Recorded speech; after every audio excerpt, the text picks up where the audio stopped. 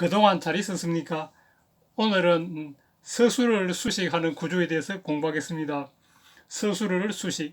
예를 들어 걷다라는 말이 있을 때 빨리 걷는다, 천천히 걷는다, 뒤뚱뒤뚱 걷는다 등으로 걷는다라는 서술어 앞에 다른 글자를 붙여서 문구를 만드는 요령입니다. 이런 경우 부사가 서술어 앞에서 수식하는 구조라고 합니다. 여기에 해당되는 한자로는 반드시 필, 그리고 모방, 이때 모방은 바야흐로, 막으로 해석합니다. 그리고 착할선, 착할선은 이때는 잘이라는 부사로 해석합니다. 그 다음에 가장최, 또 정성성이라는 글자가 있는데 이것은 진실로 성으로 해석합니다. 이런 글자들이 주로 서술 앞에서 부사로 잘 쓰입니다. 그럼 예문을 보겠습니다. 이기다 할 때 반드시를 넣으면은 이길 성자 앞에 반드시 피를 넣으면 되겠습니다. 그래서 필성. 그러면 듣는다 할 때 100번 듣는다 하고 싶으면은 100백을 넣으면은 백문. 그러면 기뻐하다, 기쁠 열에서 크게 기뻐하다는 큰 대를 넣으면 대열. 그러면은 모이다에서 모을 집에서 구름처럼 모이다 할 때 구름처럼은 어떻게 할까요? 이때는 명사 구름운을 쓰면은 서술 앞에서는 구름처럼 이렇게 해석이 됩니다. 그래서 운집 같으면 구름처럼 모이다. 이렇게 한자는 한문은 그 놓이는 위치에 따라서 품사가 달라진다고 합니다. 그러니까 명사도 부사 자리에 오면은 부사로 처리한다 합니다. 그러면 천천히 오다는 올래 앞에 천천할 스를 넣으면은 서래. 그래서 다시 보면은 반드시 이기다, 반드시 이길성, 필성, 100번 듣다, 100백 들을 문, 백문, 크게 기뻐하다, 큰데 기쁠 열, 대열. 그 다음에 구름처럼 모이다, 구름은 모을 집, 운집. 천천히 오다, 천천할서, 올래, 서래. 자, 그럼 또 다음을 보겠습니다. 다음 낱말을 넣어서 또 문장이 아니고 문구를 만들어 보겠습니다. 가장체, 그 다음에 다함. 다함은 느낄 감 위에 마음심을 뺀 그 윗부분인데 이 다함도 한 번씩 쓰입니다. 그 다음에 달을 차. 달을 차는 조금 차로 해석할 때가 있습니다. 예를 들자면 병이 차도가 있다 할 때 이때는 조금 나아지다 할 때, 이때는 조금 차로 해석합니다. 그 다음에 더욱 우, 허물 우라는 뜻도 있지만 이때 더욱 우로는 부사로 사용되겠습니다. 그 다음에 오로지 전 할 때는 KBS 전속 합창단 할 때 이렇게 오로지 전, 거기만 딱 이렇게 속했을 때 오로지 전 쓰겠습니다. 그 다음에 심할심. 자, 그럼 가장 길다 하고 싶을 때는 긴장 앞에다가 가장 채를 넣어서 최장. 그 다음에 오로지 기르다 할 때는 기르장 앞에 오로지 진을 넣어서 전량. 그 다음에 이제 다 오다 하고 싶으면 올래 앞에다가 다 함자를 넣어서 함래. 그 다음에 물러나다 할 때는 물러날 태인데 조금 물러나다 할 때는 아까 이제 다를 차인데 이것이 조금 차로 사용되니까 차태. 그 다음에 좋다 아름답다는 아름다울 미인데 그러면 더욱 하고 싶으면 더욱 우를 넣어서 우미. 그래서 다시 한번 읽어보겠습니다. 가장 길다, 가장 최긴장, 최장, 오로지 기르다, 오로지 전, 기를 양, 전양, 다 오다, 다함 올래, 함내, 조금 물러나다, 조금 차 물러날 때, 차태, 더욱 좋다, 더욱 아름답다, 더욱 아름다울 미, 우미. 자, 그럼 또 보겠습니다. 그럼 중출은 어떻게 해석할까요? 부사 서술로 해석하려 하면은 무거울 중자를 거듭중으로 해석합니다. 그래서 중출, 거듭 나왔다. 예를 들자면 흥선대원군이 경복궁을 중건할 때도 거듭중 세울건, 중건하면 되겠습니다. 소이, 그럼 이것은 작을 소 다를 이니까 조금 다르다.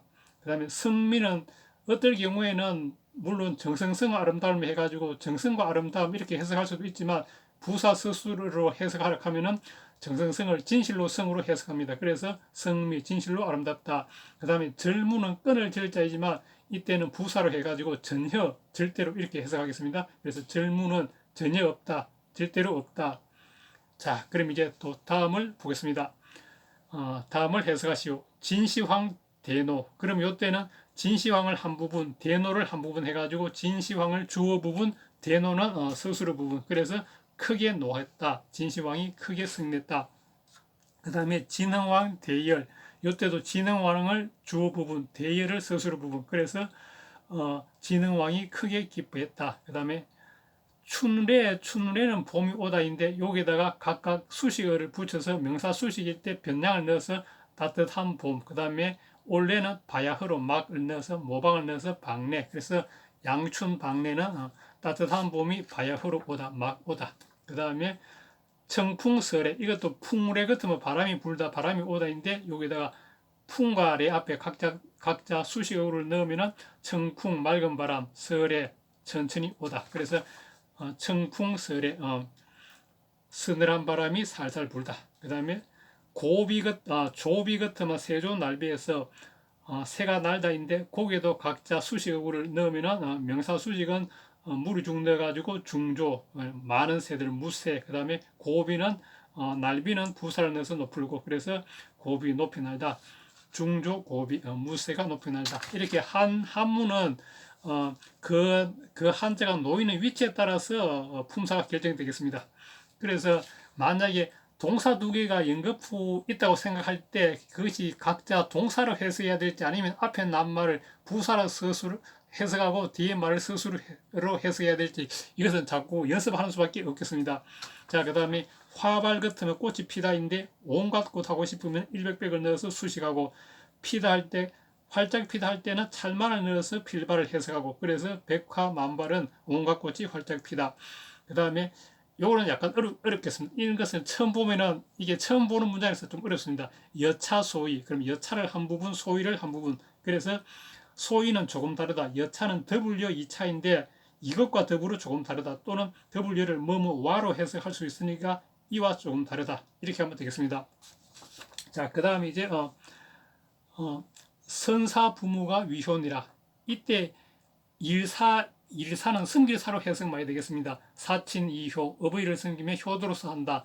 사군 이충, 임금을 섬기며 충성으로 한다. 또는 사대주의 할 때 승질사 큰대, 큰 나라를 섬기다. 이렇게 할 때 승질사는 일사는 승질사로 해석 많이 하겠습니다. 그 앞에 이제 착갈선이 나왔을 때 이것을 어떻게 해석하느냐, 두 개 다 동사로 해석하느냐, 아니면 앞에 이거 착갈선을 부사로 해석하느냐, 이것은 부사로 해석하게 해야 되겠습니다. 이때는 잘이라는. 그래서 선사 같으면 잘 섬기다 부모를. 그래서 부모를 잘 섬기는 것이 위효, 효도이다. 될 위는 효도가 된다 해도 되고 또 효도이다로 해도 되겠습니다. 그 다음에 조구지면 필대시라. 그러면 세조 오래구 거칠지. 그래 새가 오래 머물면 필대시. 반드시 필띠대 화살시. 이때 화살을 맞다를 대시라고 했습니다. 이때 오래구 거칠지는 다 동사이지만 오래구가 부사의 위치에 와서 그래서 이것들은 오래구를 부사로 처리했습니다. 그래서 새가 오래 머물면 반드시 필도 부사, 그래 반드시 화살을 맞는다. 그 다음에 이 안횡비직은 내가 며칠 전에 이거 이제 처음 본 문장이 되겠습니다. 그래 눈은 보면은 이렇게 가로로 있고 코는 세로로 있겠습니다. 그래 그걸 표현했다 합니다.